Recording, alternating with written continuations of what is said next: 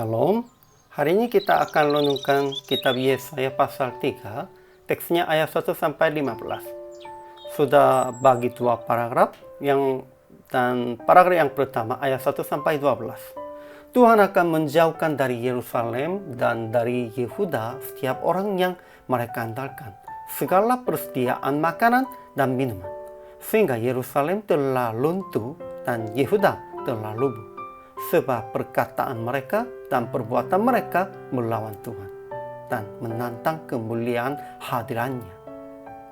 Paragraf yang kedua ayat 13 sampai 15. Tuhan akan mengadili tua-tua dan pemimpin-pemimpin umatnya, sebab mereka melampas orang yang tertindas, menyiksa umatnya, dan menganiaya orang-orang yang tertindas.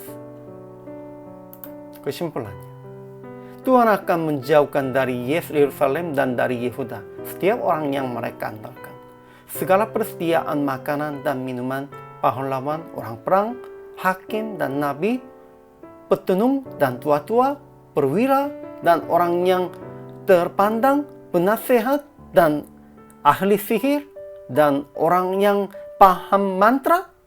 Ya, semuanya. Sehingga pemuda-pemuda yang tidak cukup pengalaman mengganti tugas pemimpin. Jadi mereka saling mendesak-desak. Orang muda membentak-bentak terhadap orang tua, orang hina terhadap orang mulia.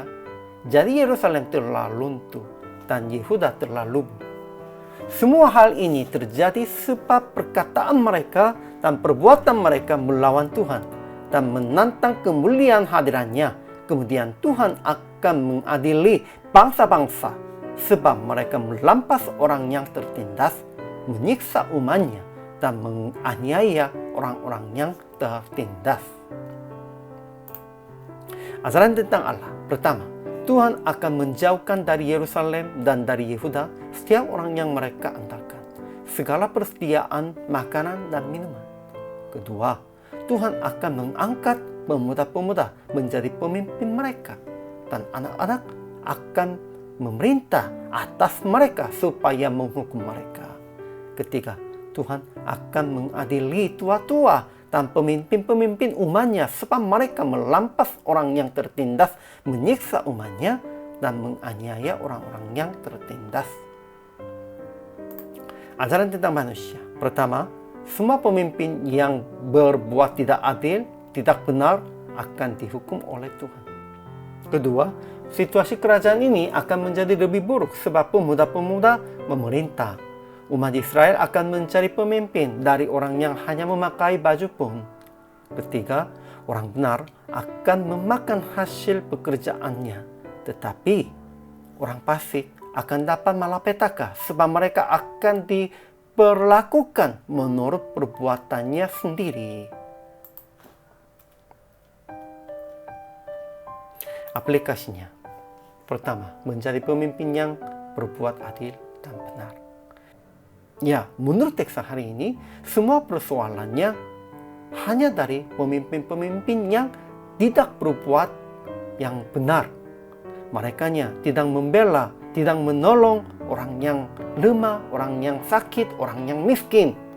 Merekanya tetap hanya mencarinya keuntungan sendiri, sehingga mereka sudah dilenyapkan, dan pemuda-pemudanya itu kurang pengalamannya, itu masih belum diajarkan, merekanya memerintah bangsa, sehingga situasi merekanya lebih menjadi buruk. Kedua, jangan melampas orang yang tertindas, jangan menyiksa jemaat dan sesama, dan jangan menganiaya orang-orang yang tertindas. PR praktiknya, memimpin jemaat dengan memandang Tuhan dan menolong jemaat atau sesama yang sedang dihina. Kita juga, sekalipun kepunyaannya tidak begitu cukup, kita harus menolong orang-orang dihina, orang-orang miskin, orang-orang yang perlu pertolongan. Melalui ini, kita bisa menjadi pemimpin yang benar, pemimpin yang adil di hadapan Tuhan.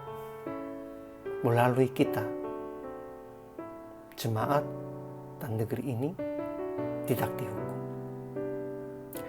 Hari ini juga selama melayani, Tuhan Yesus memberkati.